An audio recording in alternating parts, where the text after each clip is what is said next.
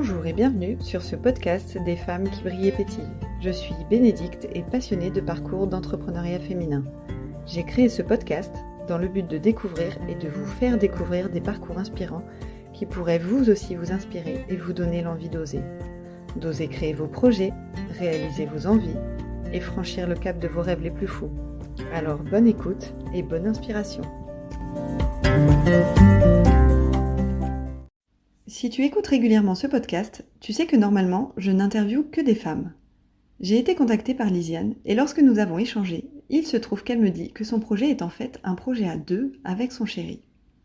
S'est posé alors la question d'interviewer que Lisiane ou de faire une interview tous les trois. J'ai choisi l'option de faire l'interview tous les trois et je ne regrette vraiment pas d'avoir fait ce choix, car avoir l'avis et le ressenti d'un homme, c'est super intéressant. Lisiane et Romain ont donc créé Unio, un programme de préparation au mariage à faire à deux, chez soi. Un super projet novateur qu'ils ont eux-mêmes testé et qui leur a permis de faire évoluer leur couple. C'est en 2020 qu'ils décident de démissionner de leur boulot pour partir en tour du monde. Ils ont du temps pour se poser et discuter, et c'est là que naît ce projet Unio. Ils auront mis 14 mois à le concevoir, à lire énormément, à écouter des podcasts, à se documenter, et petit à petit, le programme est monté. J'ai adoré faire cette interview avec Lisiane et Romain, ce sont deux personnes vraiment très sympas. Je ne vous en dis pas plus et je vous laisse découvrir la suite tout de suite. Je vous souhaite une belle écoute. Salut à tous les deux. Salut. Je suis ravie de vous recevoir tous les deux sur le podcast de Brille et Pétille. Une originalité aujourd'hui. Je vous reçois en couple et je suis ravie de cette nouvelle expérience. En tout cas, c'est un vrai plaisir pour moi. Top. On va commencer tout de suite. Est-ce que vous pouvez vous présenter chacun votre tour, vous dire quelques mots sur vous, peut-être pour qu'on vous connaisse un petit peu mieux. Bon, je commence. Je suis Lisiane, j'ai 31 ans. Je viens de Saint-Étienne. Je suis en couple avec Romain depuis quelques années. On s'est mariés l'année dernière et on a lancé il y a 2 ans notre entreprise ensemble pendant notre tour du monde. Donc on en parlera, mais notre entreprise, c'est une entreprise de préparation laïque au mariage. Et avant, j'étais dans un univers assez différent. J'ai fait une école de commerce et j'étais directrice d'un centre commercial. C'est justement pour partir en tour du monde en 2020 que j'ai démissionné et que le voyage a abouti sur la création de notre entreprise. Ok, top. Bon, on va revenir sur tout ça. Et toi, du coup, Romain? Moi, je m'appelle Romain, j'ai 31 ans bientôt. Je suis toujours marié à Lisiane. Je viens de Nice et moi aussi, comme Lisiane, je viens de toute autre chose avant. J'étais très loin du développement personnel et du développement de couple. Je suis toujours ingénieur en génie civil, donc j'étais la semaine sur des chantiers à couler du béton. Ok. Ouais, donc vraiment pas le milieu du développement personnel, quoi. Complètement pas. Très, très, très loin. On va y revenir à ça aussi parce que je me souviens que voilà, on avait un petit peu échangé avec Lisiane là-dessus et je trouve que c'est intéressant de revenir là-dessus. Du coup, tous les deux, vous aviez voilà des métiers salariés dans des domaines rien à voir avec ce que vous faites aujourd'hui. Est-ce que vous pouvez nous parler un petit peu peut-être alors pas forcément de votre rencontre, mais qu'est-ce qui a fait que vous êtes arrivés à ce projet? Vous étiez tous les deux salariés. Voilà, on part de ça. Qu'est-ce qui se passe après? Parce qu'il y a l'histoire du voyage, tout ça là. Qu'est-ce qui se passe tout ça? Comment ça se passe? Oui, assez tôt dans notre relation, on a parlé de notre envie de faire un tour du monde ensemble. Donc c'est vraiment le tout début du projet, sachant qu'à cette époque, je pense que moi j'avais déjà un peu des envies d'entrepreneuriat et Romain pas du tout. C'était vraiment le voyage, lui, à cette époque-là. Et c'est pour ça qu'on a décidé de démissionner tous les deux pour partir en octobre 2020, ce qui n'était pas évident parce que c'était en plein Covid. Tout le monde a essayé de nous démotiver, mais on est parti et finalement ça a été la meilleure décision parce que c'était vraiment royal d'être seul touriste pendant toute cette période. Je te coupe 2 secondes, mais alors du coup vous avez vraiment démissionné tous les deux, genre des fins de contrat, fin d'émission quoi. Terminé. Tout à fait. Voilà. Terminé, parce que de toute façon, on est parti 14 mois et aujourd'hui, un congé sabbatique, ça dépasse les 11 mois, je crois.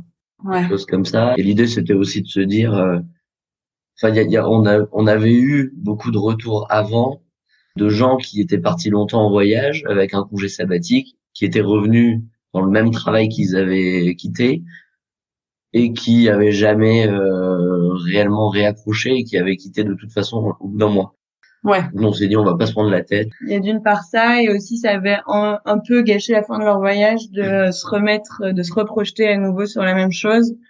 Nous, l'idée du voyage, c'était évidemment de voyager, mais aussi de s'ouvrir complètement à peut-être d'autres modes de vie. Enfin, on n'était pas du tout dans l'optique de forcément rentrer faire la même chose, quoi. Ok, ouais, vous étiez vraiment partis, enfin, vous lâchiez tout et à voir ce que ça pouvait vous offrir ce voyage-là, quoi. Tout à fait. Et puis, je pense qu'on est tous les deux sur ce sujet assez optimiste et positif. On se dit, on a un super diplôme, donc au pire, en fait, au pire, il n'y a pas de pire, on recherchera, et puis voilà, quoi. J'allais dire, au pire, on se disait, la pire des situations, ce serait de retourner dans ce qu'on faisait avant. Ouais, on n'est pas dans une situation hyper précaire dans tous les cas, donc c'est pas. Oui, vous avez des bagages. Du genre à se dire, on verra, il y aura toujours une solution de toute façon. Ouais. Tempérament optimiste, quoi. C'est cool. Donc du En coup, général. ouais. Donc du coup, vous partez en voyage donc en octobre 2020. Vous faites quoi pendant ce voyage? Notre premier pays, on a de la chance parce que c'est un premier pays qu'on avait décidé de faire et qui a jamais fermé ses frontières, c'était l'Égypte. On n'avait pas du tout prévu de travailler pendant ces 14 mois. Jamais abordé le sujet. Parce que l'Égypte, donc c'est là où finalement le projet est né. Mais sur l'itinéraire en lui-même, on est parti en Égypte, Tanzanie, Népal, Thaïlande, côte ouest des États-Unis, Colombie et Mexique. Et en fait, ça en 14 mois. Donc, on est resté vraiment longtemps dans chaque pays. 3 mois. D'une part, c'est ce qu'on voulait. Et d'autre part, avec le Covid, ça s'y prêtait d'autant plus parce que les démarches pour passer d'un pays à l'autre étaient les plus compliquées. Mais du coup, ouais, on a commencé par l'Égypte. Et du coup, c'est en Égypte où, au détour d'une longue conversation sur le Nil, on a fait une croisière sur une felouk, un bateau traditionnel égyptien sur le Nil. Donc c'est super contemplatif, lent. Et honnêtement, enfin, on dormait, mangeait sur le pont du bateau et on n'avait vraiment rien à faire. Et la première fois qu'on a eu Dans le sens positif du ah oui, terme, dans le sens c'était complètement génial. positif du terme. Et donc on a beaucoup parlé pendant ces 3 jours et on a abordé le sujet des gens qui voulaient se préparer au mariage et qui n'avaient pas forcément d'alternative à l'église. On y reviendra peut-être, mais Lisiane a eu pas mal de copains qui avaient cette frustration. Et donc de fil en aiguille, on en a parlé, puis on se dit ben on le ferait pas quoi. On a le temps. Et donc en fait, on s'est jamais dit on va se lancer dans l'entrepreneuriat, on va créer notre boîte, on va faire ci, on va faire ça à notre retour ou quoi. Juste, on a eu cette conversation, on s'est dit, OK, ça n'existe pas.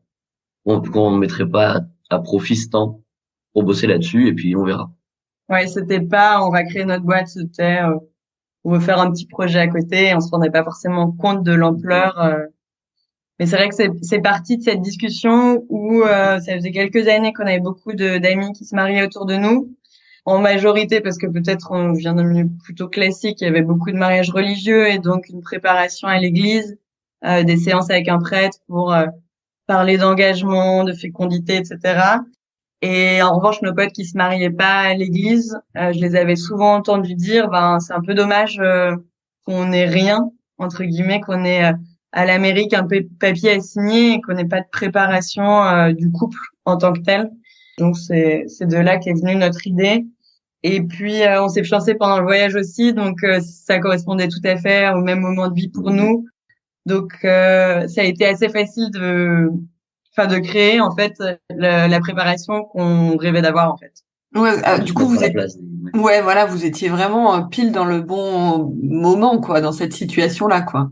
Ouais. Exactement, ouais. Je trouve ça fou. Enfin, je trouve ça trop mignon presque d'avoir eu cette discussion sur ce bateau. Enfin, je trouve ça incroyable, quoi. En fur et à mesure d'une discussion, de vous dire, oh, putain, mais on devrait faire ça et tout. Enfin, tu vois, en mode vacances, en mode repos. Ça devait développer peut-être que ça développait un peu votre imaginaire. Je sais pas en fait d'être en mode, tu vois, genre rien penser, quoi. C'est rigolo. Clair. Ouais. Ouais, on a pris un petit carnet qu'on a encore et on a noté toutes les idées, etc. Et finalement, la préparation aujourd'hui ressemble quand même pas mal. C'est pas trop éloigné de de Comme avait la dit. mission qu'on avait posée sur le papier au tout début. C'est juste beaucoup plus complexe qu'à l'époque. Beaucoup plus complexe qu'à l'époque, mais bah ouais, encore une fois, c'est un peu comme le fait d'avoir quitté notre travail sans penser au après, c'était de se dire, bah, ça marche, ça marche pas, c'est pas grave. Enfin, Mm. on aura essayé, quoi. Ouais, Et c'est carrément. cool parce que ça marche, du coup. Ouais. C'est pas mal. C'était un peu un side project en vous disant, tiens, bah, on a qu'à essayer de faire ce Ouais. truc, on verra ce que ça donne, quoi. Et donc, du coup, comment ça s'est passé? Vous y avez travaillé pendant votre voyage, en voyageant? Ce que tu me disais la dernière fois, Lisiane, que vous étiez quand même pas mal renseigné, vous avez lu beaucoup de choses, vous avez beaucoup bossé, en fait, quoi, finalement. Mine de rien. Ouais. Bah après, d'un autre côté, avant de t'expliquer enfin, comment on a fait, mais on est parti 14 mois et au final, passer 14 mois à kiffer, entre guillemets, à contempler, à voyager, à rencontrer des gens, quoi, c'est bien. Mais au final, c'était trop bien de pouvoir alterner aussi avec des phases de travail, enfin, travail entre guillemets. Et du coup, en fait, ça a été un travail, mais ça n'a pas été, pénible à faire, quoi. Ouais, exactement. Et du coup, pour répondre à ta question, ben, Lisiane, elle s'est surtout concentrée sur toute la création du contenu. Elle a lu, je sais pas combien de livres, écouté je sais pas combien de podcasts, creuser à droite, à gauche tout ce qui se fait parce que les ressources sur le mariage, c'est sur le couple, c'est il y a de quoi faire franchement et il y a un sacré tri à faire surtout. Le contexte du voyage s'y prêtait particulièrement parce que, enfin, Népal, on a fait 15 jours de rando, bah, j'avais mes podcasts dans les oreilles, on a beaucoup de transport, donc j'ai pu lire beaucoup. Enfin, franchement, ça s'y prêtait. Et d'autre part, c'est quand même des sujets qui me parlent beaucoup, donc c'était pas du tout une contrainte. Ça m'a permis aussi de comprendre beaucoup de choses sur notre couple, etc. Donc c'était hyper riche. Je me suis vraiment occupée de cette partie.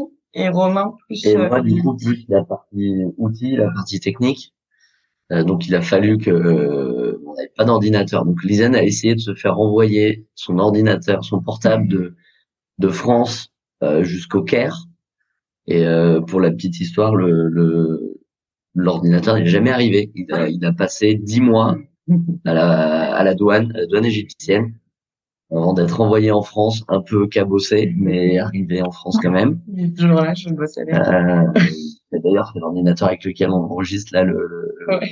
podcast. Et donc du coup, on a dû acheter un ordinateur, donc on a acheté un portable assez lent en Tanzanie. Et moi, j'ai découvert la patience. Du coup, ce sera bien pour le jour où on aura des enfants. On a acheté cet ordinateur en Tanzanie, une misère. Et du coup, moi, j'ai appris un petit peu à coder. On a travaillé sur le site et du coup, j'ai fait la plateforme via cet ordi-là, avec un jour les pieds dans le sable, un autre jour dans les montagnes, jamais avec un très bon Wi-Fi, donc faut compiler avec ça. Et donc, ouais, gros travail sur moi, patience. Un Génial. ordinateur qu'on a toujours et ça m'a fait bizarre de revenir en France avec un vrai ordinateur et de me rendre compte qu'en fait, les ordinateurs ils vont plus vite. Mais ouais, donc moi plus sur l'outil, la partie technique et Lisiane plus sur la création de compte. Et finalement, c'est dans le dernier pays qu'on a mis en ligne le programme. Donc, c'est vraiment au cours du voyage qu'on a tout développé. Et depuis, évidemment, on le retravaille en permanence. Mais en tout cas, il était prêt à la fin du voyage. Ouais, c'est génial. Franchement, je trouve ça ouf. Et j'aimerais bien que vous en parliez. J'ai plein de questions liées à votre couple, à l'entrepreneuriat, l'entreprise et tout ça. Mais est-ce que vous pouvez du coup décrire ce que c'est? Comme ça, au moins, voilà, on saura de quoi on parle. Oui. Alors, donc comme je disais, pour ceux qui connaissent pas ce qu'est une préparation au mariage, c'est non pas préparer le jour J, donc le traiteur, etc., mais vraiment se préparer en tant que couple à cet engagement. Donc pourquoi on se marie, quels ingrédients on a envie de faire de ce mariage, comment on communique, ce qu'on a envie de construire dans le futur, est-ce qu'on veut fonder une famille ou pas, etc. Et il existe plein de formats. Par exemple, à l'église, c'est souvent des matinées avec beaucoup d'autres couples, avec souvent un cours un peu magistral et des petits moments d'échange.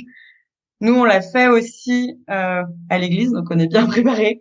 Mais justement, on a vu ce qui nous plaisait moins, c'est-à-dire, par exemple, l'aspect collectif avec un intervenant extérieur, ça se prête pas vraiment, selon nous, à avoir des discussions vraiment intimes. Donc, on a décidé, nous, de partir sur un format à faire à la maison en autonomie, tout en étant guidé. Et du coup, concrètement, ce sont 7 séances sur 7 grands thèmes de la vie à deux. Pour chaque séance, donc chacun a accès en ligne à un compte. Et pour chaque séance, il y a une partie individuelle dans laquelle on retrouve un petit topo à écouter ou à lire sur le sujet. Donc en fait là c'est là où mon travail pendant le tour du monde prend toute sa valeur, c'est que il existe des milliers de ressources et j'en ai lu beaucoup et j'ai synthétisé ça, pas pour dire il faut faire ça ou ça, mais pour dire bah voilà un peu où en est la recherche sur ce thème, quels outils peuvent être utiles sur ce thème à mettre en place, et puis chacun après évidemment pioche parmi tout ça qui leur parle le plus. Après, dans cette partie individuelle, il y a un questionnaire de réflexion individuelle. Donc, c'est se dire, OK, avant d'en discuter à deux, est-ce que moi, j'ai déjà mes réponses sur ce sujet? Est-ce que je sais ce que je veux? Quelles sont mes valeurs? Qu'est-ce que j'ai hérité de mes parents, etc. Et c'est assez intéressant, notamment pour, souvent dans un couple, il y en a un qui est beaucoup plus dans l'introspection et l'autre beaucoup moins. Enfin, c'est ce qu'on observe, c'est le cas chez nous aussi. Et du coup, pour celui qui est moins dans cette démarche, c'est vraiment intéressant de prendre ce temps en amont pour soi-même savoir ce qu'on pense. Et ensuite, il y a une deuxième grosse partie qui est une partie commune. Donc là, les couples ont à l'avance booké cette soirée ou brunch. Enfin, il y a des activités différentes pour chaque séance. Et là, en fait, ils vont avoir une discussion guidée sur la base de leurs réponses au questionnaire individuel.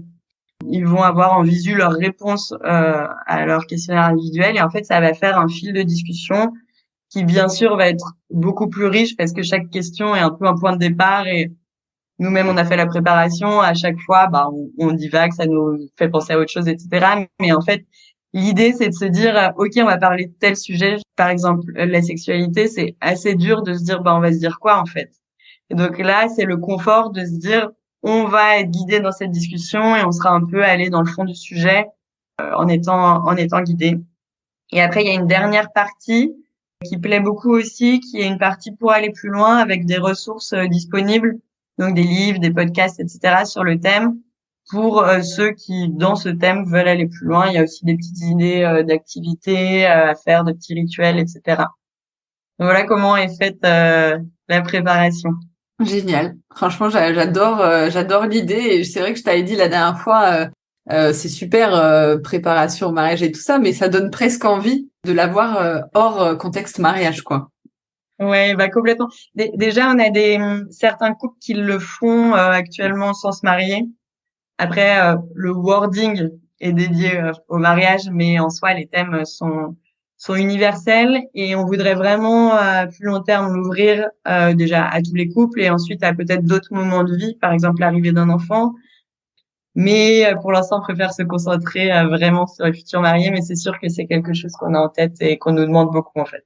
Ouais, j'imagine. Ouais, parce que franchement, ça a l'air vraiment top, quoi. Et du coup, donc toi, Lisiane, tu disais que tu avais pensé à l'entrepreneuriat au moment du voyage ou peut-être un peu avant le voyage. Est-ce que c'est quelque chose à quoi vous aviez pensé dans votre vie tout court, avant, plus jeune Alors, moi, je pense de mon côté pas mal. D'une part, par mon parcours, j'ai fait une école de commerce et j'ai beaucoup d'amis entrepreneurs. Quand j'étais dans mon ancienne boîte, je me suis occupée de lancer un programme en interne d'accélération de start-up. Enfin, j'ai quand même beaucoup baigné dans tout ça. En revanche, j'étais pas forcément attirée par le monde des start-up un peu, je sais pas comment dire, mais paillettes. J'ai pas mal de potes qui ont fait des grosses levées de fonds, etc. Et ça, moi, ça m'a toujours fait un peu peur.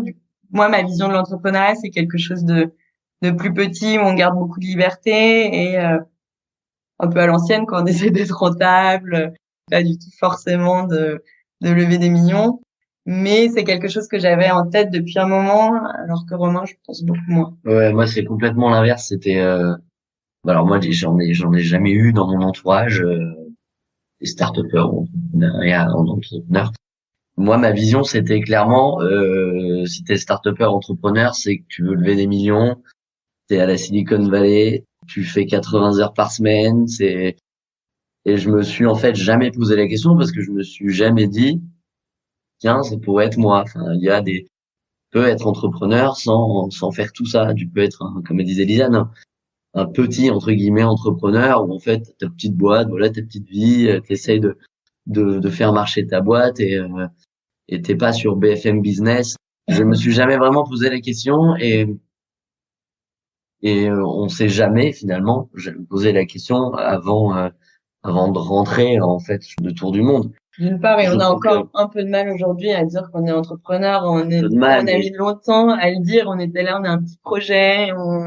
ouais, et c'est quand on a commencé à en parler ou qu'on a travaillé dessus, au aucun moment on s'est dit yes, Startup Nation, on va faire ça. Enfin non, c'est juste dit bah c'est notre Unio, c'est notre bébé, on va le faire, on va le pousser pour le faire que ça marche. Et en fait, bah aujourd'hui c'est ça l'entrepreneuriat. Donc ouais, non avant moi je m'étais jamais posé la moindre Ouais. question là-dessus. Et comment vous vous êtes dit le moment où vous avez, alors voilà, vous avez lancé votre programme à la fin de votre voyage, vous êtes rentré, et qu'est-ce qui s'est passé après? Vous avez vu que ça prenait de l'ampleur et que finalement il y avait beaucoup de taf et vous avez pas repris le boulot parce que vous êtes dit bah vas-y on se lance là-dedans à fond quoi. Je pense qu'il y a deux choses. D'une part, on n'avait ni l'un ni l'autre envie de retourner vers le salariat pour des questions de vie perso. C'était quand même habitué à un rythme hyper flexible. On a continué un peu à voyager après le tour du monde. Donc, on n'avait pas vraiment envie de ça. Et d'autre part, en effet, contrairement à ce qu'on croyait, il y a clairement du boulot pour deux à temps plein. D'ailleurs, c'est marrant parce que des personnes qui sont complètement étrangères au truc nous disent mais en fait vous faites quoi? Ça y est, c'est en ligne. Il y a mille choses évidemment, mais ça n'en finit jamais en effet. Il y a aussi que on a basculé en ligne le site en novembre avant d'entrer, bon, un petit mois avant de rentrer, et on a tout de suite eu un ou deux premiers clients. Alors ça a été tranquille au début, mais on s'est dit ah bah c'est déjà en ligne, mais on a déjà, enfin on pensait pas qu'on allait voir des clients tout de suite ou rapidement. Et du coup on s'est dit bah ouais, mais en fait si on a déjà des clients et tout, c'est que c'est aussi un coup à jouer. Et du coup bah continuons à fond pendant un an là, voir ce que ça donne, et puis toujours pareil, on verra. Mais après on a aussi eu la chance. Lisanne avait suspendu son chômage pendant notre voyage. Moi je l'avais pas parce que j'ai démissionné, j'ai pas le droit. Et donc ça a été aussi confortable de pouvoir toucher le chômage Ah oui, ok. tout en continuant de bosser sur Unio, avoir ce frein en moins. Je pense que si ça avait pas été le cas, peut-être qu'on aurait pris un mi-temps ou quoi. On aurait peut-être essayé de trouver une autre solution, mais c'est un truc qu'il faut quand même pas oublier qu'en France on est quand même hyper bien aidé, et c'est incroyable de pouvoir compter là-dessus, quoi. Ouais, c'est clair. Oui, donc du coup, quand vous êtes rentré, vous aviez un chômage, quoi, en plus de l'activité qui démarrait. Oui, moi, il me restait pas longtemps de chômage. Et Romain, je sais pas si tout le monde sait ça, mais quand on touche pas le chômage après une démission, on peut faire une demande Oui, ouais. dans le cadre d'une création d'entreprise. Et c'est ce que Romain a fait. Et il l'a obtenu. Bon, c'est un peu opaque, obscur, la façon dont ils disent oui ou non. Il n'y a pas vraiment de justification. Et si c'est non, tu perds tous tes droits au chômage accumulés depuis toujours. Mais par chance, ça a été oui pour Romain, et c'est sûr que ça a été confortable pour nous. D'accord. Ok, ouais, donc ça vous a permis quand même d'avoir un petit matelas au départ. Ok. Oui. Et du coup, la question qui me brûle les lèvres, comment ça s'est passé votre couple pendant pendant ce voyage, pendant le montage de ce projet? Enfin, est-ce que ça vous a apporté des choses? Alors, j'aimerais bien aussi avoir ton avis, Romain, parce que tu disais que t'étais pas du tout développement personnel et que qu'est-ce que ça t'a apporté? Est-ce que tu as changé des choses avant et comment ça se passe aujourd'hui? Enfin, bref, voilà, toutes ces questions. C'est marrant que tu me dises ça parce que ce week-end, j'étais un week-end entre copains, et j'ai un copain qui m'a dit quelque chose, et je me suis dit ah ouais, mais c'est vrai. Et je pense qu'il y a aussi d'Unio là-dedans. Il m'a dit ouais, mais toi Romain, c'est facile, t'es le seul mec qui arrive à passer 24 heures sur 24, 7 jours sur 7 avec ta meuf. Parce que je suis tellement simple. Et c'est T'es tellement génial, franchement. Bah voilà. incroyable et facile à vivre. Et du coup, c'est vrai, on a passé 14 mois 24 heures sur 24, 7 jours sur 7, alors que moi, avant qu'on parte en tour du monde, j'étais, du fait de mon travail, j'étais toute la semaine en déplacement. Donc, en fait, on se voyait que le week-end. Donc, on Ouais, est passé c'était... de se voir que le week-end Ah à ouais. 14 mois l'un sur l'autre. On a eu Et le confinement quand même. oui, il y a le confinement tous les deux, c'est vrai. Et sur ces 14 mois de voyage, on s'est séparés physiquement, hein, par couple, 24 heures ou 48, je sais même plus, enfin 1 ou 2 jours. Et en fait, on s'est jamais posé la question, on s'est jamais forcé ou quoi. Ça s'est fait naturellement et ça s'est très bien fait. Et d'autant plus que, bah, aujourd'hui, on n'est pas salarié, donc on se voit quand même toute la journée. Enfin, on essaye de travailler à des endroits différents, mais bon, grosso modo, on se voit quand même plus que la majorité des couples. Et je pense que Unio, enfin, en tout cas, les sujets qu'on aborde dans Unio et d'avoir travaillé là-dessus, bah, nous a quand même aussi aidé à se préparer un peu à ça. Enfin, on y reviendra peut-être, mais par exemple, en termes de communication, qui est un des 7 modules d'Unio, certes, on parle de communication, mais on donne aussi des petits outils qui sont facilement actionnables à mettre en place pour mieux communiquer ou conscientiser certaines choses. Et moi, qui par exemple était complètement étranger à ces sujets avant, finalement, je me suis pris au jeu et alors que on m'aurait dit ça là il y a 5 ans, on me serait dit mais n'importe quoi, enfin développement personnel, moi mais jamais de la vie, moi je suis pas là-dedans. Et en fait ça, c'est des choses qui sont faciles à mettre en place, comme les langages de l'amour, conscientiser toutes ces choses-là. Gérer les conflits. Voilà, gérer les conflits, apprendre à s'excuser, très important, apprendre à pardonner, très important aussi. Enfin, toutes ces choses-là, c'est des choses qu'on a inconsciemment travaillé dans notre couple pendant le voyage, qui aujourd'hui font partie du NIO, et ben, qui nous ont pas permis de cohabiter 24 heures sur 24, 7 jours sur 7, et que ça se passait bien, et ça se passe toujours bien. Et sur la partie vraiment plus entreprendre à deux, je pense qu'on a la chance de se compléter naturellement. Il n'y a jamais eu de Oui, de supériorité peut-être, ou de désaccord, ou de choses comme ça. oui, ou de d'amour propre sur enfin, moi je trouve oui, puis c'est même qu'il chef ou quoi, enfin il y a d'une part et sur les sujets déjà, c'était clair et net en fonction de nos compétences chacun, donc c'est pas battu pour prendre tel ou tel sujet naturellement, même à la limite sans en discuter. Enfin, moi j'avais fait du marketing, toi jamais, là c'était plus technique, bah oui c'était plus toi, donc tout ça a été facile. Et sur nos personnalités, pareil, ça se complète hyper bien. J'ai eu plus de management, je pense, avant. C'est peut-être plus moi qui vais donner un peu le tempo, voilà, l'organisation. Et de par ta personnalité et plein de choses, ça n'a jamais été un problème d'ego ou quoi que ce soit. On s'est jamais dit, je suis la boss ou machin. Romain est complètement OK avec ce fonctionnement. Et voilà, après, il y a toujours des ajustements parce que justement, nos personnalités sont différentes. Donc, moi, je suis hyper organization freak. C'est des to-do, il faut qu'il y ait une deadline et machin, et Romain, c'était pas trop son truc, donc on arrive à des terrains d'entente un peu au milieu. chacun fait un pas. Ouais. Ouais. Et du coup, toi, Romain, est-ce que ton regard sur le développement personnel a changé? Enfin, comment ça s'est, au fur et à mesure, introduit en fait dans ta vie quand vous avez commencé à en discuter? C'était ok pour toi, ou des fois tu te disais non mais là, enfin c'est un peu, vas-y rédige ton truc et puis au pire tu me le fais lire. Enfin bref, je dis une connerie, mais ou maintenant enfin c'est quelque chose que tu as découvert et que finalement t'aimes bien et que vous appliquez en fait peut-être au quotidien, vos techniques que vous avez découvert chez... Alors, ouais, bien sûr, au quotidien, on applique on dit aussi dans Unio, mais en fait, Unio, dès le début, la mission, c'était de un peu désacraliser le développement personnel. En fait, parler de son couple, entretenir son couple et parler de sujets dont on n'a pas forcément l'habitude de parler au quotidien. Peut-être que oui, on peut appeler ça du développement personnel, et c'en est, mais ça a pas à être chiant, en fait. Et malheureusement, c'est souvent le cas, enfin, en tout cas dans les couples hétéros, c'était notre cas, et on voit que c'est beaucoup le cas dans les couples qu'on accompagne. C'est que c'est toujours une démarche qui est, je dis toujours parce que c'est vrai que c'est 100% des couples. C'est toujours une démarche qui vient qui vient de la femme, qui elle a une appétence plus ou moins grande à ces sujets, et qui doit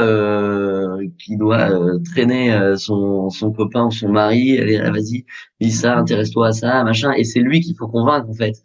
Et nous, c'est un peu, c'est ce qu'on veut faire et c'est notre mission, c'est de désacraliser le truc, dire voilà, c'est pas un gros mot et ça peut être cool en fait. Et nous, c'est tout l'idée d'Unio, c'est de dire bah ok, peut-être c'est des sujets que vous abordez pas au quotidien ou quoi, mais abordez-le dans un cadre cool. Vous êtes à la maison, vous faites un apéro, vous êtes dehors, vous faites un pique-nique, vous faites un brunch, un resto, enfin. Et au lieu de parler de du programme du week-end ou de les enfants ou les amis ou trucs comme ça, aussi parler de son couple en fait. Mm.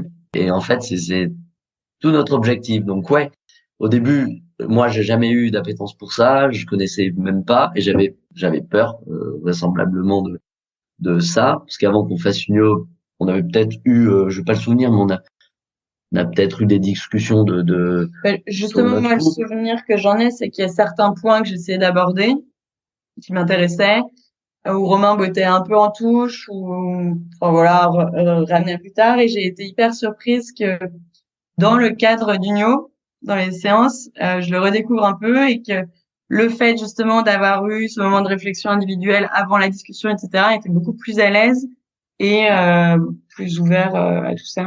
Faire une préparation au mariage, ça force à s'ouvrir de toute façon. Et c'est vrai que toi, t'es plus dans notre couple celle qui parle, qui se dévoile, qui creuse là-dessus, et moi moins. Et d'avoir fait Unio, parce qu'on a du coup testé, on avait quand même été les premiers testeurs de notre préparation. Je me suis même moi redécouvert et je me suis dit ah ben c'est cool. Je me dis des choses où en fait je me suis même jamais trop posé la question et en fait j'ai un avis alors que avant comme disait Lisiane sur certains sujets qu'elle peut-être elle essayait d'aborder, j'étais plus là à dire je sais pas, Ouais, un peu fermé, jamais quoi. trop, Et... je me suis jamais trop posé la question ou Pour finir sur le développement personnel, il y a certains autres acteurs où je trouve, en général sur le couple, hein, c'est un peu trop conceptuel ou perché. Typiquement, les phrases comme je sais pas si vous engueulez, tout passe par votre pensée, donc il suffit d'avoir des pensées d'amour et c'est bon. Il y a quand même vachement ça dans le développement personnel. Vos pensées créent votre réalité, etc. Ce qui est vrai dans une certaine mesure. Mais on voulait aussi être un peu concret quand t'es hyper énervé contre ton conjoint. C'est pas en te disant mais je l'aime en 2 secondes que tu vas redescendre, etc. Enfin, on a vraiment essayé d'avoir un discours un peu plus déculpabilisant, terre à terre, etc. Parce que, enfin, moi, ça m'aide pas qu'on me dise ça. Qu'on me dise pour régler la situation, il suffit que t'aies une pensée positive. Ben, en fait, Ouais, non, quoi. off, quoi. Juste pas envie, en fait. Ouais, c'est clair. Alors que moi, je suis quand même sensibilisée à tout ça. Je me dis quelqu'un qu'on n'a jamais entendu parler, mais il se dit, OK, je vais aller fumer le calumet de la paix. Voilà, donc on a vraiment essayé d'être beaucoup plus concret et de parler un peu à tout le monde, quoi. Ouais, ouais. Et de le faire peut-être un peu en mode ludique aussi, peut-être, sous forme de d'échange, enfin, comme vous disiez tout à l'heure, quoi. Ça, c'est chouette. Vraiment chouette. Ouais, d'avoir un peu, que ce soit pas un cours magistral, il y a les petites parties topo, mais qui sont pas trop lourdes. Il y a l'échange, il y a les ressources complémentaires. Et puis le cadre, en effet, par exemple, la première séance qui porte sur le début de l'histoire du couple, s'ils le peuvent, on les invite à retourner dans le lieu où ils ont fait leur premier rendez-vous et la plupart des couples adorent. Enfin, c'est lié à un moment sympa, en fait. Ouais. Ouais, à chaque fois, c'est un truc un peu sympa et ludique. Ouais, c'est vraiment chouette. Et comment vous avez trouvé ce nom d'entreprise, Unio? je me rappelle pas. Ouais, c'est moi, mais c'est sorti. Enfin, il y a pas. C'est pareil, c'est sur la Felouk en Égypte le premier jour. Tout a été trouvé au début, quoi. Ouais, franchement, Je crois qu'on est parti de Union, oui. Unio. Bah oui, c'est ça. Mais c'est toi qui l'as trouvé, on se On dit, rajoute c'est chouette. préparation pour que ce soit un peu plus clair. Union préparation. Bim. Ça a pas mis 1000 ans, quoi. Oui, après, on n'a pas fait d'études de marché Non, ou on je n'a ne pas sais fait. quoi. Je sais Brainstorming. pas. Ouais, non, je sais pas si c'est le meilleur nom, mais c'était spontané le premier jour. Et Je trouve que quand on tape Unio sur Google, c'est peut-être pas le plus ouf parce qu'il sort un mollusque. C'est un mollusque, l'Unio. Ah, d'accord. Original. Mais bref, ouais, c'est venu comme ça, quoi. Ok. Et du coup, comment a pris votre entourage à la fois l'entrepreneuriat, le choix de lancer sa boîte, et à la fois de lancer ce projet en couple? Je pense que c'est comme pour la question sur l'entrepreneuriat en général, c'est très différent pour Romain et moi.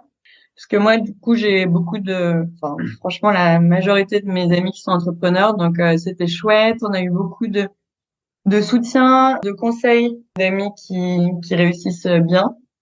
Donc c'était hyper chouette. Après ma famille, je nuance vraiment, enfin en tout cas mes parents qui ont un peu peur du risque, qui sont médecins où il y a peu de risques quand même. A priori, tu as toujours du boulot, etc. Donc ils étaient à la fois ils voulaient s'y intéresser pour nous faire plaisir, mais en même temps on voit que ça leur faisait un peu peur. Surtout le fait qu'on y soit tous les deux parce que moi, quand j'avais déjà pensé rapidement à des projets d'entrepreneuriat, il m'avait dit, oui, mais du coup, Romain, il a bien son CDI à côté. J'avais dit oui, Ah oui. oui. Et en fait, là, plus du tout. Donc, Ah merde. ouais. Mais ils se sont fait à l'idée. Puis je pense qu'ils se disent qu'on a quand même les pieds sur terre et que si besoin, on peut toujours aller chez McDo ou faire autre chose. Il y a toujours moyen. Il y a toujours moyen, effectivement, ouais. Et moi, c'est un petit peu différent, mais sans être complètement l'opposé non plus. Je pense qu'à ce jour, mes parents ont toujours pas compris ce qu'on faisait. J'ai surpris mon père parler à son infirmière il y a pas longtemps où elle lui demandait ce que je faisais et puis je pense qu'il lui a baragouiné comme réponse. Mais à l'inverse, ils sont hyper en mode les enfants, vous savez ce que vous faites, on a confiance en vous. On sait pas ce que vous faites, mais on a confiance en vous. Et par contre, pour notre entourage, nos amis, tout ça, c'est un peu l'inverse de Lisiane. Mon entourage n'a pas non plus de gens qui sont entrepreneurs autour d'eux. Et même si maintenant c'est plutôt sur le ton de la blague, pour mes potes, je suis quand même celui qui est au chômage et qui se la coule douce, quoi.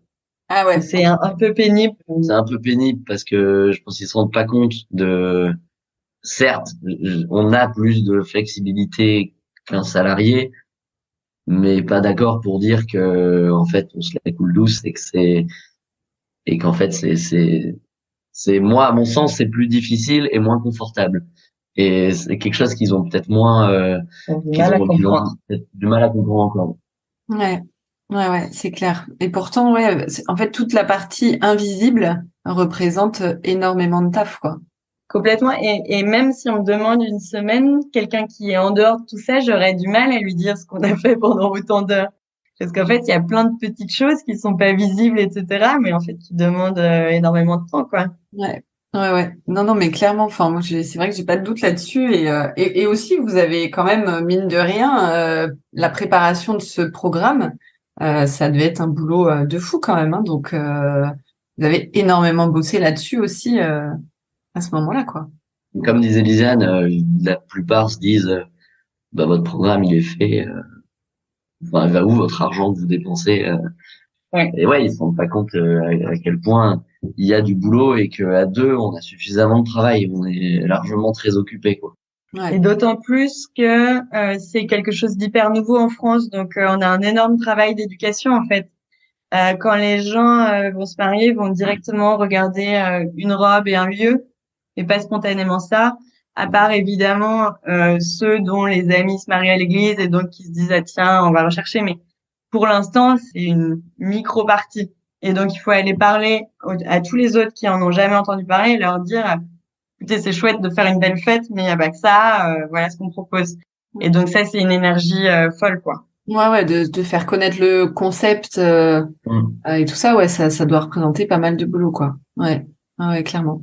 Est-ce que vous avez eu des difficultés ou est-ce que vous vous êtes fait aider aussi par des organismes ou par, je sais pas, quelle institution qui aurait pu vous aider? Et est-ce que aussi vous avez eu des difficultés ou des questionnements quand même depuis que vous avez commencé cette aventure? Des questionnements non-stop. Ça n'arrête jamais. Et c'est là aussi où on se complète bien avec Romain. Lui est sur une motivation plus linéaire. Et moi, il y a, parce enfin, on n'a pas de problème à le dire, on n'en vit pas, nous, du NIO pour l'instant. Ah ouais. On réinvestit tout ce qu'on gagne. Donc c'est chouette parce que, bah, on a de quoi réinvestir, mais on se sort pas de salaire. Et du coup, moi, j'ai vraiment des phases hyper up où je vois tous les commentaires de nos clients et je suis trop contente et je sais que c'est utile et etc.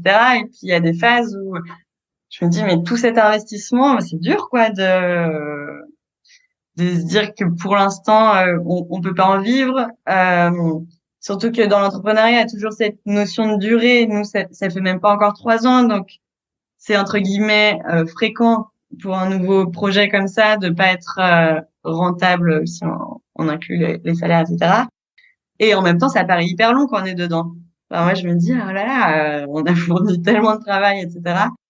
Donc oui, il y a des questionnements toujours, et c'est super d'être à deux pour ça, parce que justement, Romain, qui est un peu plus stable, oui, enfin linéaire, permet de me stabiliser. Et je me Quand t'es pas bien, je suis là, et quand t'es plutôt up, bah, c'est plutôt toi qui me tire vers le haut. Donc, ouais. Et je me dis que entreprendre seul, enfin, je tire mon chapeau parce que c'est bon courage. ouais. Après, le désavantage en revanche d'être deux, c'est que pour le coup, il y en a pas, enfin dans notre couple, il y en a pas un à côté qui a la stabilité pour le couple, quoi. Et oui. Vraiment On a pas cette sécurité. à 100%. Donc L'avantage, ce qu'on m'a déjà dit dans d'autres interviews, c'est que quand l'autre est pas entrepreneur, c'est vraiment un monde très particulier, quoi. Donc là, vous avez ce projet ensemble, donc vous comprenez direct, quoi. Mais quand c'est des fois pas le cas, c'est pas tout. Je comprends direct, et c'est même aussi un peu négatif, mais on est tous les deux dans notre bulle d'union, et on a tendance à, ouais, bah, foncer sur nos idées, tout ça. Et en fait, dès qu'on a un intervenant extérieur, bah, qui nous accompagne sur quelque chose ou quoi, par exemple, en ce moment, on a quelqu'un qui nous accompagne, tout ce qui est marketing digital, tout ça. Bah, c'est quelqu'un qui connaissait pas Unio il y a longtemps, et en fait, dès un premier appel avec lui, au bout d'une heure, bah, il avait déjà plein d'idées que nous on n'avait pas. Et Ah ouais.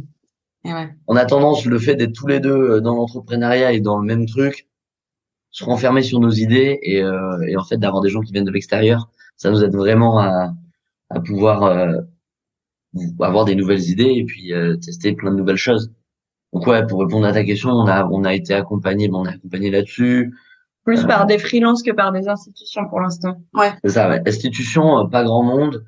On a aussi Margelina, qui est une psychothérapeute de couple, qui a relu tout notre programme, et qui était là pour valider un peu de son tampon notre parcours, Ah et super. qui a été, on s'attendait pas à ça, mais elle était dithyrambique sur ses retours, en disant que bah, si tous les couples faisaient Unio, on peut mettre la clé sous la porte. Des choses qui du coup permettent à Lisiane d'être dans une phase hyper up. Typiquement, oui. L'autre risque aussi auquel on essaie de faire gaffe, c'est que on peut en parler tout le temps, enfin le soir, le week-end, etc. Donc il faut vraiment qu'on arrive à se mettre des règles, et parfois on s'en rend même pas compte, et il y en a un des deux à la table qui dit ah non mais stop, parce que on conscientise, mais c'est un peu le risque. Ouais, parce que là, ça va faire 3 ans là que vous avez. C'était en octobre 2020 que ça a On a commencé. lancé en novembre Oui, 2021. mais on a commencé à travailler sur le projet en octobre 2020, oui, donc ça va faire 3 ans. Ouais. Et tu disais 2021 que, ouais, novembre 2021 que vous l'avez sorti, quoi. Ok. Exactement, oui. Ouais. Donc au final, la mise en ligne, ça fait à peine 1 an et demi.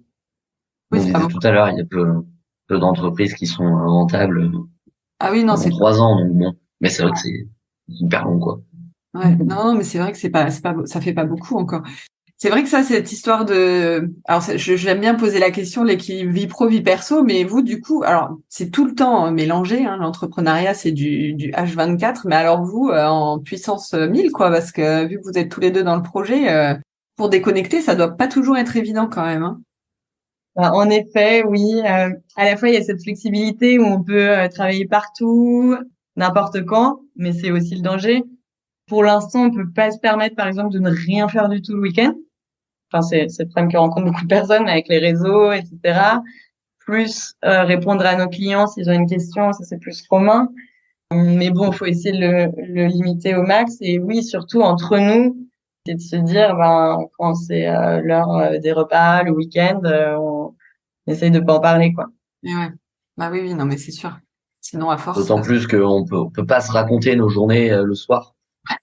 On a été ensemble, les problèmes de l'un, bah, c'est les mêmes que l'autre. Donc c'est vraiment difficile, mais il faut arriver à se forcer de se dire, mais en fait, ça relève du NIO, donc on n'en parle pas. ouais, ouais, ouais. Après, Tu peux vous avez, essayer d'ailleurs de faire l'exercice de ne pas parler de ta journée de travail à table ou quoi le soir. Tu te rends compte en fait, C'est pas évident. ouais, il reste pas grand-chose. ouais, ouais, j'imagine, ouais, c'est clair. C'est quoi votre plus grande satisfaction dans cette aventure?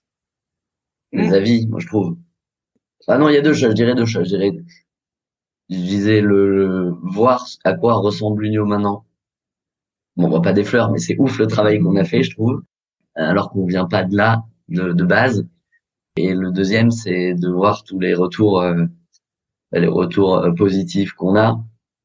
On a 5 étoiles sur Google. C'est pas des avis achetés, hein, c'est des vrais gens qui ont fait Unio et, et qui nous mettent des pavés en disant à quel point c'est bien et que c'est cool pour leur couple et tout ça. Et c'est hyper, comme disait Lisa, c'est hyper motivant et c'est vraiment moi le premier truc qui me pousse à me dire que c'est bon, ça va décoller et on va en faire quelque chose de grand. Ouais, c'est franchement bravo, hein. Moi, je trouve ça vraiment trop chouette. Vas-y, Lisiane, la satisfaction.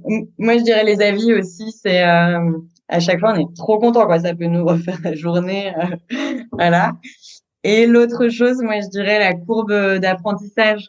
J'étais dans une super boîte en graduate programme avant, enfin hyper cotée, etc. C'était hyper intéressant et tout, mais pour autant, là, en 2 ans, tout ce que j'ai appris, c'est incroyable parce qu'en fait, enfin, je me dis souvent si dans 2 ans on remonte une boîte, mais on gagne 1 an et demi direct par rapport à celle-ci parce que on a tout testé, on se forme quand même beaucoup. Là, en ce moment, on fait du copywriting, on va faire du SEO après, etc.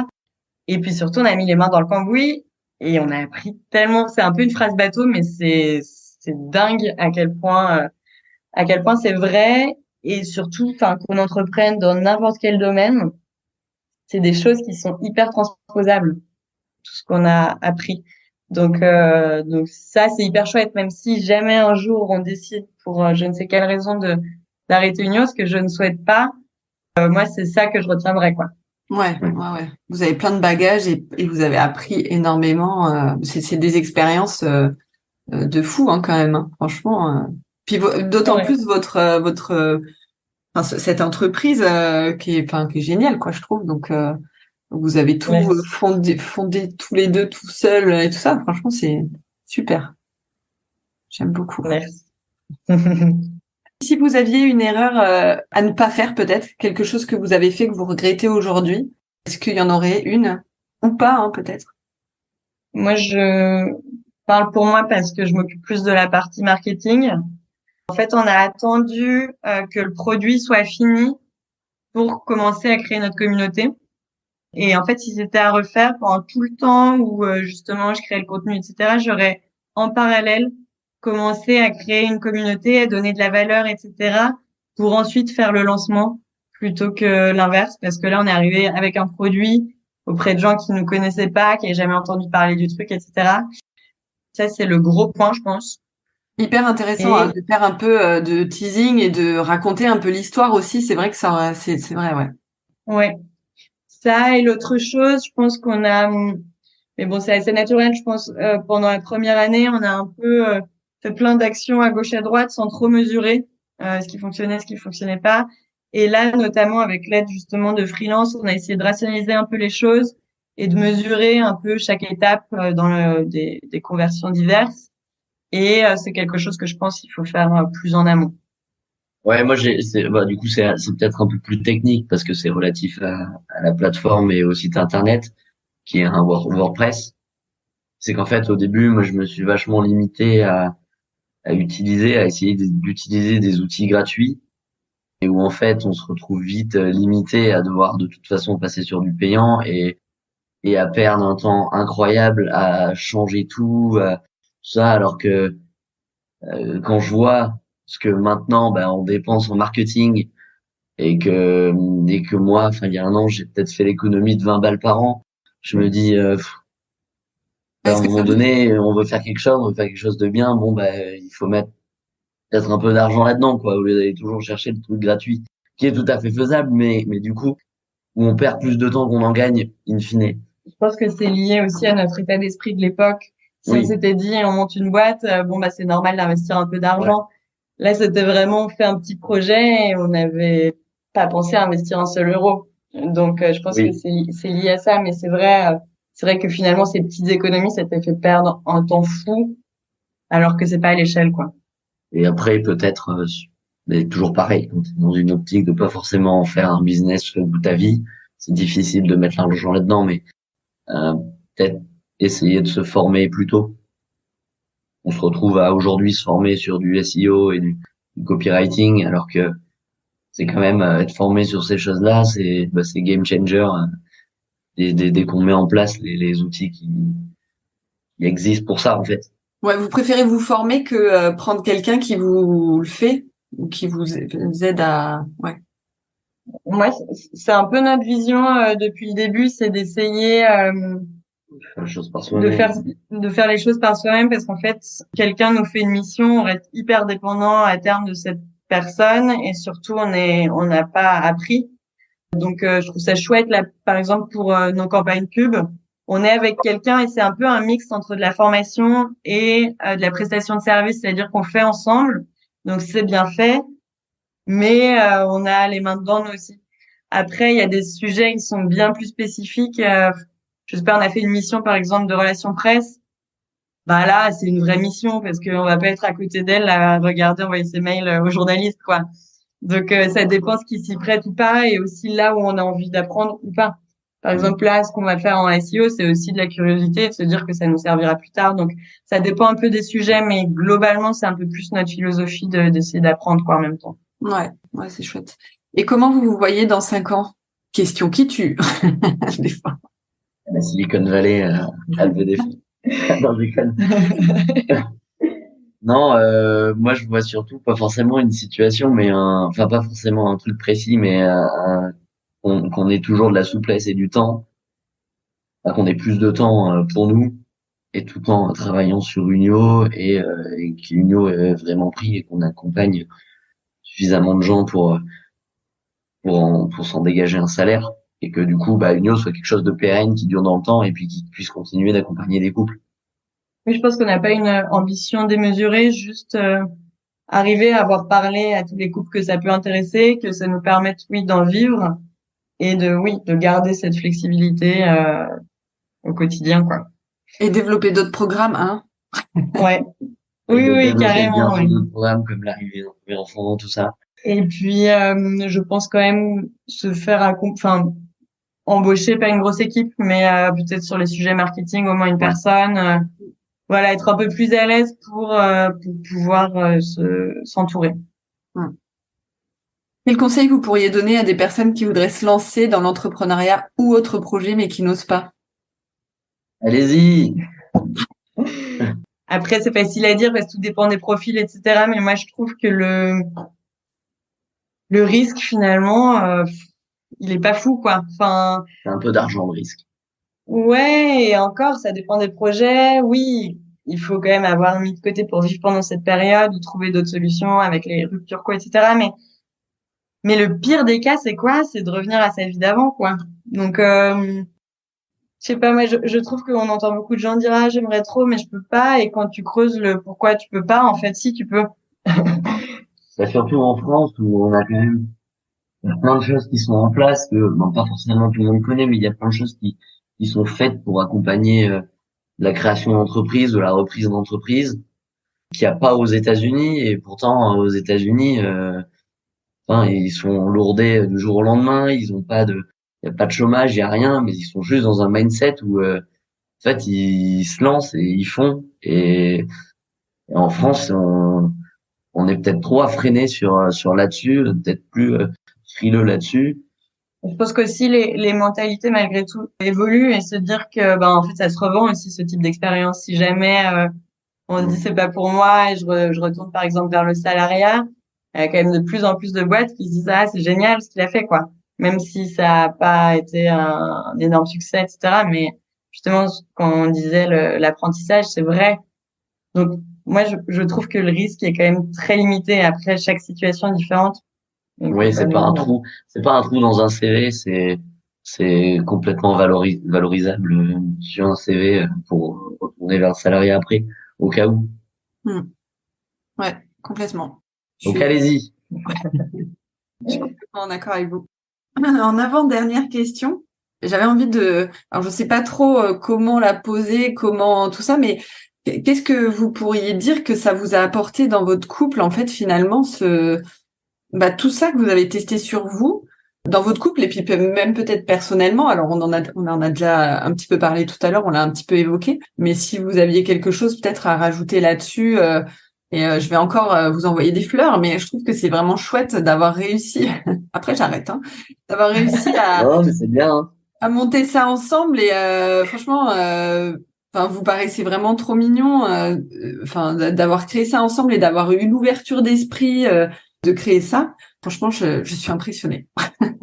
Merci beaucoup. Merci beaucoup. Moi, je dirais deux choses sur la partie entrepreneuriale. Pour notre couple, ça nous a permis tout simplement de vivre la vie qu'on veut. Parce que on a beaucoup échangé sur ce qu'on veut, ce qu'on veut pas. Ce qui manque, je pense, à certains couples qui sont en mode pilote automatique et qui se posent pas vraiment cette question. Nous, même avant Unio, pour le coup, sur ces sujets, on a vachement échangé quelles étaient nos valeurs, etc. Et nous, on sait qu'une des plus fortes communes à nous deux, c'est la liberté. Et que, du coup, on essaye de se donner les moyens de créer la vie à deux qui, correspond à ces valeurs-là. L'aventure aussi, enfin, tout ce type de valeurs. Donc, c'est vraiment de pouvoir se créer cette vie-là. Et ensuite, sur la partie un peu plus relationnelle, etc., je pense qu'on a gagné en profondeur. J'ai vraiment pas l'impression qu'on soit un couple, entre guillemets, de surface qui vit sur la liste de courses et je ne sais quoi, même si, ça existe, évidemment. Mais on est allé, je pense, beaucoup plus en dessous de la surface sur plein de sujets, sur ce qui est vraiment important pour nous, sur ce qui est une vie réussie, un couple réussi, quels sont nos besoins. Et du coup, on s'attelle à les combler au maximum parce qu'on les connaît et parce qu'on en a discuté. Bravo. Et toi, Romain? Ouais, c'est assez complet quand même. Euh, grand chose à dire. Non, mais c'est vrai que pour illustrer cette profondeur, comme elle a dit Lisiane au début, on a fait notre préparation, mais on a aussi fait la préparation religieuse à l'église. Et même si notre préparation à l'église était bien, était très bien, moi, j'ai vraiment eu le sentiment alors on était avec 25 autres couples pour notre préparation. Et en fait, tous les outils qu'on a vus pendant cette préparation, tous les sujets dont on a parlé pendant cette préparation, en fait, nous, c'est tous des sujets qu'on a déjà eus. Et de voir les autres couples découvrir des trucs ou aller peut-être un peu plus en profondeur sur certains points, alors que ils avaient déjà un pas dans le mariage, tout ça, et que nous, c'est déjà des choses qu'on maîtrisait entre guillemets. Ça montre bien à quel point on est allé deep dans chacun de ces sujets et qu'on a peut-être un niveau de conscience peut-être au-dessus de peut-être pas la majorité des couples, mais de quand même beaucoup de couples aujourd'hui. Bravo pour tout ça. Ma petite dernière question. Est-ce que vous avez un mantra commun ou chacun la vôtre, une petite phrase qui vous booste ou quelque chose qui vous donne de l'énergie, qui vous remotive? Il y a une pub à faire. Pour ton tatouage? Non, mais non, pour les livres. Ah oui, aussi, oui. Un mantra. Oui, on peut dire oui. Ouais, mais c'est bateau, mais oui. Je me suis fait un tatouage au Népal, que du coup les gens verront pas dans le podcast. En népalais.